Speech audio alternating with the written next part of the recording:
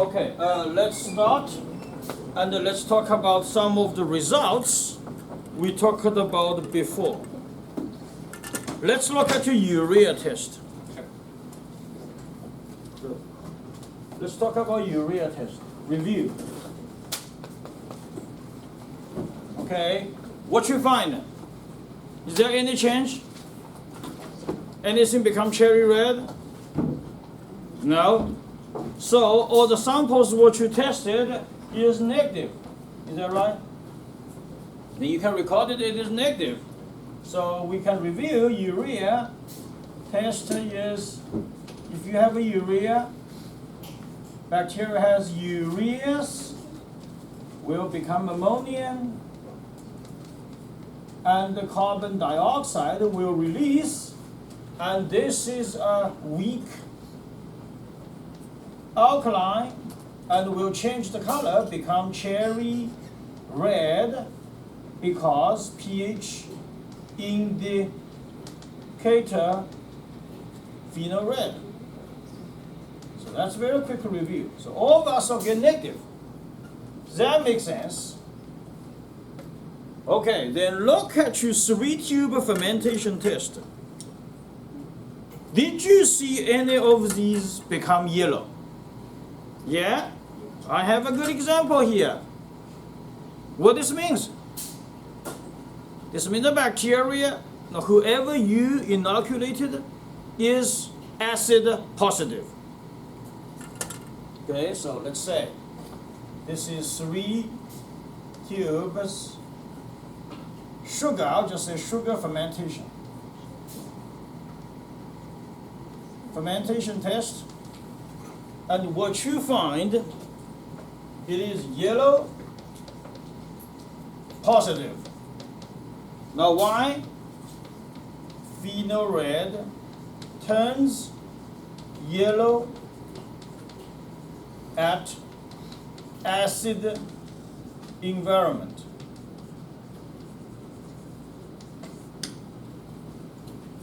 Okay, look at your tube inside. Have your hands on, don't look at me. Did you see any bubble? Yes, some of you see it. I have good example, small bubble, although it's tiny.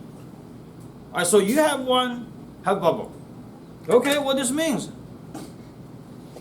As I said very clearly, this is called Urine tube, and you see a bubble there.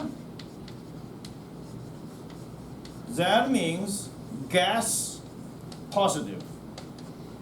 So acid and gas are two very typical results of products from fermentation. So this is how we read the results, and you should record your results. What happens? Which sugar is positive? Which sugar is negative? Certainly urea, we are all negative. Okay, move to today. Fact sheets right here. A very cool lab. Lab 11, urine test. Okay.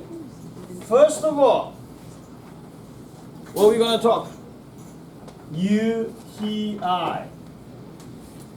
Urinary tract infection.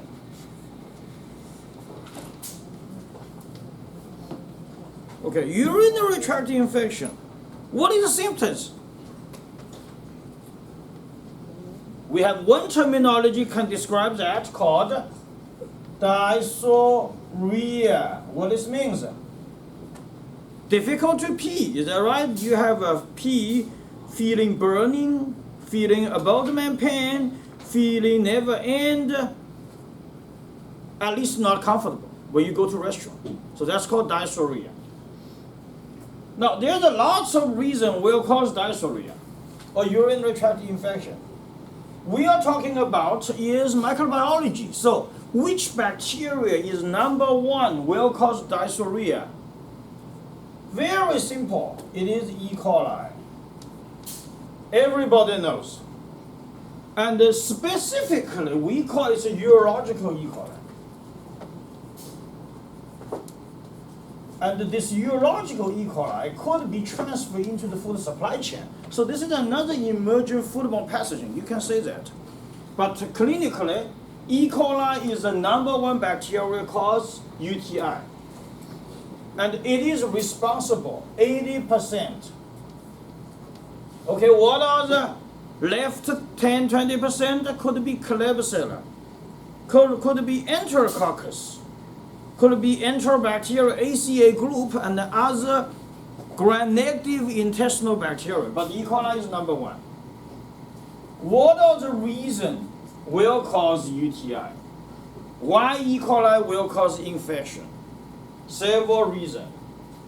#1, not for discrimination, but we say this in our class, science, all the time, is being female.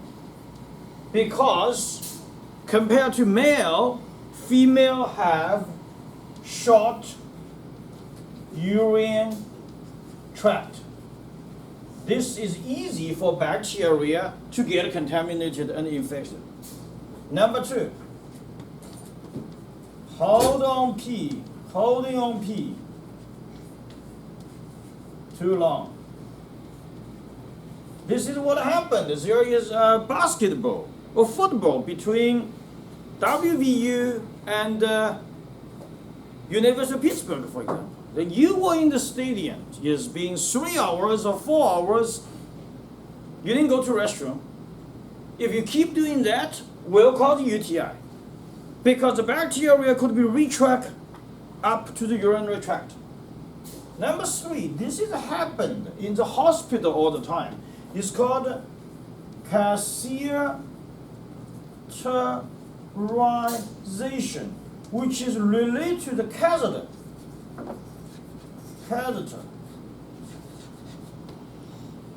That was a pipe going to the urinary tract for the patient. And if you don't replace it routinely or fail to do clean and hygienic, yeast and molds will grow there. Okay, so that's a hospital called catheterization or catheter. Last one, obviously you have kidney disease. And this could cause invasive bacteria. Will happen. Okay? Usually it's beta hemolytic and pinpoint colony. Could happen. So that's when we talk about these things. Now, we don't talk about all these issues. We mainly talk about from microbial analysis. Okay, because it's a microbiology class. So what we do, if you have dysuria or you're suspicious you have dysuria, you go to see a doctor. Even you have a physical annual checkup with your doctor, with your family doctor, you will get a urine sample. They'll give you a cup, and inside of the room, you go ahead and get your urine sample. Then what's the first job we'll do? Is they give you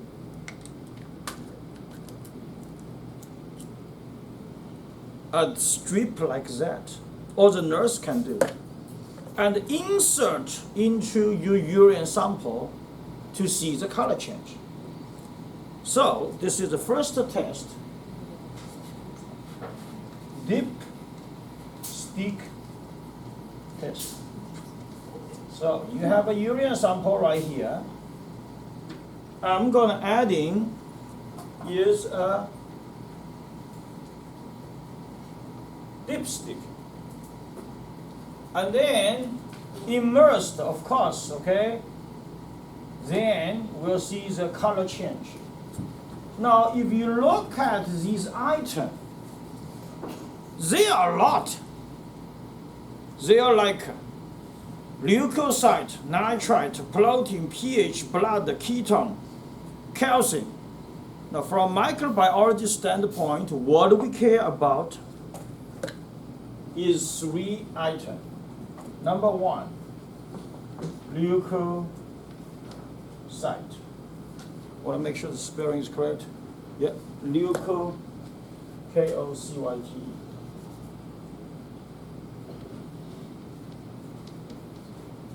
What is this? White blood cell. You're not testing white blood cell. You're testing white blood cell ester rate. If your urine sample has white blood cell, possible UTI. Second, red blood cell. If your urine sample use dipstick or dipstick, you find red blood cell, possibly UTI, but this is a little bit tricky. Is some of the women will have the red blood cell in the urine sample for unknown reason. That could be. Number 3, nitrate. Positive. So this is what happens is that we daily taking some of the meat products. Most of the meat, they have nitrate or nitrite, and they could reduce to nitrite.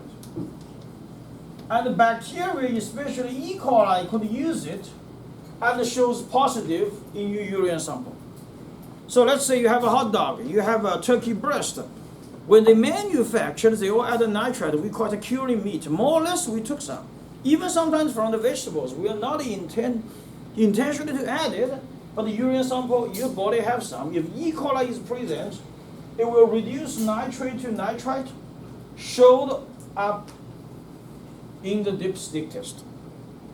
Okay, so if one of your dipstick test is positive, what are you going to do? Second step, qualitative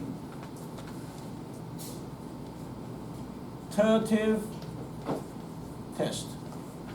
Okay, qualitative test, we're going to use in 2 agars. What are the 2 agars we're going to use? McConkey agar.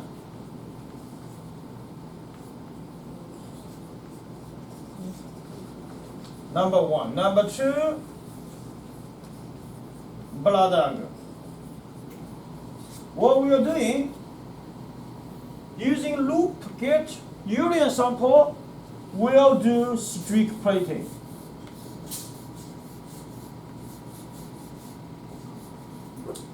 Same thing right here. Now we talk about the whole thing. So what happened? How do you know you have UTI? We talk about E. coli. So absolutely there's a bacteria showing the colony.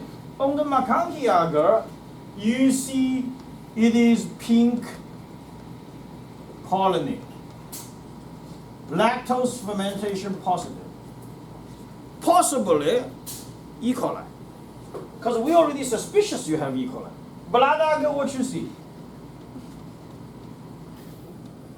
Possibly beta hemolytic. Or we say light. Okay? If one of these agar tested positive, showing the colony there, we move to the last one. Quantitative test. Okay, how to do the quantitative test? The quantitative test, we will bring a neutral agar.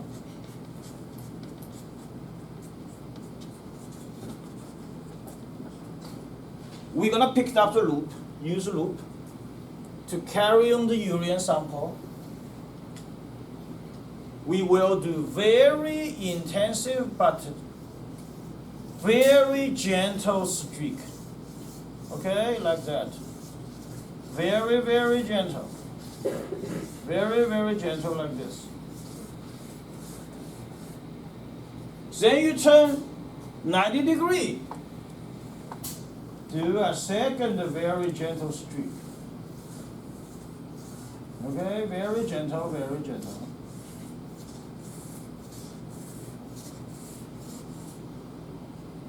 Then we incubate 35 degrees Celsius, 24 hours. Okay, how do we know it is UTI?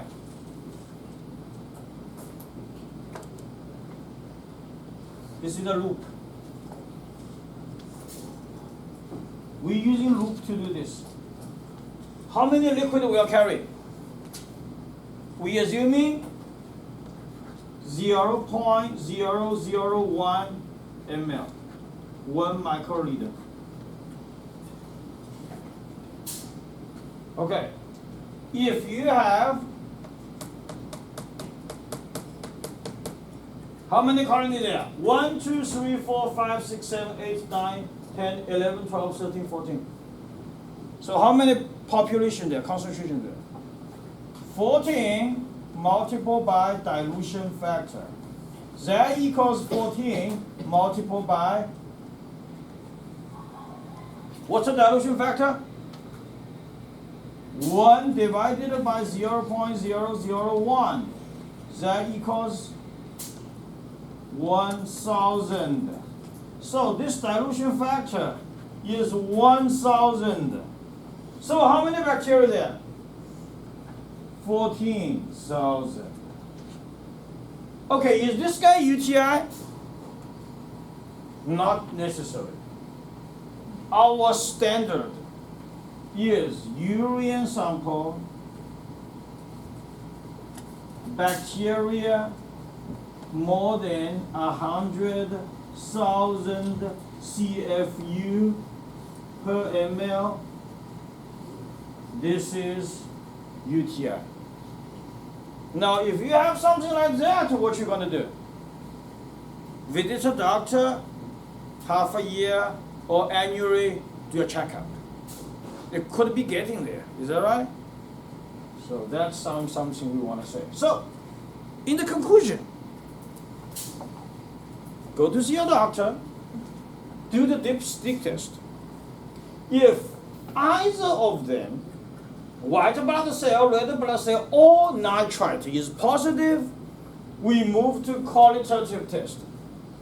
We are using two agar. We mentioned the class is very important, is McConkey agar and the blood agar. If we see the colony is present, one of them, typically we see lactobacillus positive bacteria, pink colony, we move to quantitative test. Quantitative test, we're using the loop, do back and forth streak. This is called streak. And we assuming the dilution factor is 1,000. Then based on the colony number, if the colony number is more than 100,000 CFU per ml, it's UTI. Then what you have to do? Obviously using antibiotics immediately. So today we're gonna do this test. We have made the urine sample for you. So everybody or two of you pick one sample. And then you're gonna come here to grab each of these, which is neutral agar for quantitative test, blood agar for qualitative test. This is for quantitative test, and this is also for qualitative test. And then what you do? Finish it, come to here, two of you come here, using dipstick to do a test. Record on your notebook which one is positive or negative. Now, as every year, we always want to do is anybody who is volunteer to test your own urine sample, and I will be waived you $25 copay. We can do two. Every time there are students to volunteer to do that. It's a good practice. If you want your little privacy, this is not going to show. You're going to do it. Who wants to do? Is anybody wants to try? Do we get bonus points or just? Oh yes, of course. Well, we'll take a consideration. We don't do like how many points of that, but it's willing to pay. Who wants to do? Anybody who wants to be volunteer? $6 1 cup. Anybody? Who wants to do the test? I want one volunteer at least. Okay. Who wants to do? How many bonus points? Who wants to do? Do you want to try? I had a very good participation in the past, so I just want to ask. Who wants to do? Is there anybody who is interested? Okay, it's up to you. If you guys are interested, we'll test in the urine sample. Okay, so that's up to you guys. Again, let's do example. How are we gonna do this? Okay. So.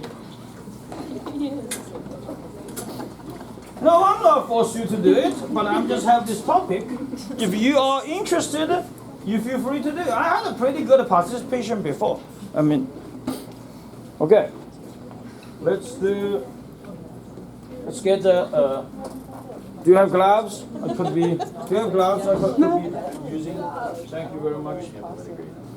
Okay. So what are we gonna do? Because it's a urine sample and we are trying to be professional, so instead of using a plastic loop, we're gonna use this loop. Okay, it's a sterilized loop. So how are we gonna do? It's a very simple procedure, same as before, but we do not do spread plating. So these are the 3 samples. Make sure you clean them. Okay, that's very wet. And I still want you to turn on the Bunsen burner because it has to be close to the to the fire. Okay. This will be your urine sample. Is your bench number, your name, and just use write you as a urine sample and date. Right. Okay. Number 1, bench number, urine sample. Number 1, bench number, urine sample, 09. Okay, this is your urine sample. We made it.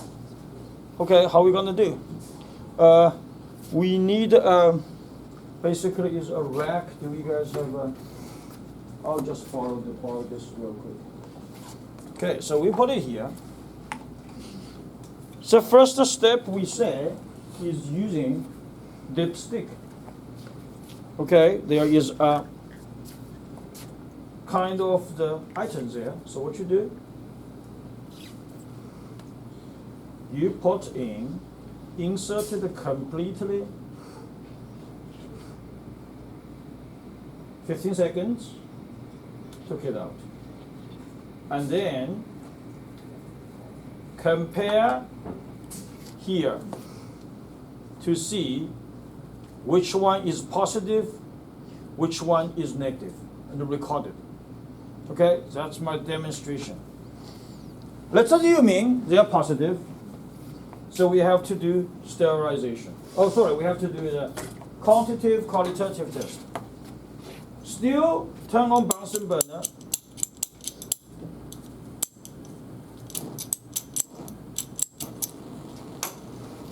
But there is one thing, don't use your loop to burn, okay?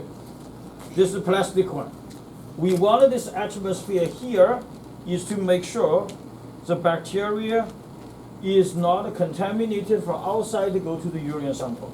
So the first one, now you don't have to even, don't do this, because it's gonna burn them. But we need this fire here to protect. So, get some sample and do a streak plating. Yes. Like this. Okay. Turn the angle a little bit. Other side second. Turn the angle a little bit. Other side. Last one. I would recommend you have to using another new strip, a loop, sorry. So go here, the last one. This is for Macantia. Done. Okay, what are we gonna do second one? Blood agar. Don't burn it. We're gonna get the sample right here. If you feel it bothers you, you don't have to open the fire, okay? What you do here, same thing. Strict plating, like you use a loop. Turn an angle a little bit. Okay, then turn an angle a little bit. Okay, what you do, throw this away, then change a new one. And go here, then we do last strip. Okay, the last one. Let's assume this guy is positive. Quantitative test. Quantitative test, how to do? We mentioned you do a very general, gentle, but intensive streak. So got a urine sample. We assume they are carrying 0.0001, which will 1,000 dilution factor. So very gentle like this. Okay? Very gentle like this. I can show you. Okay, turn the angle. Right there. Very gentle. Very gentle.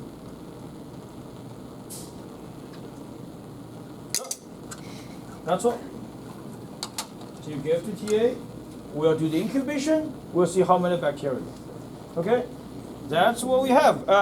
Everybody do it individually.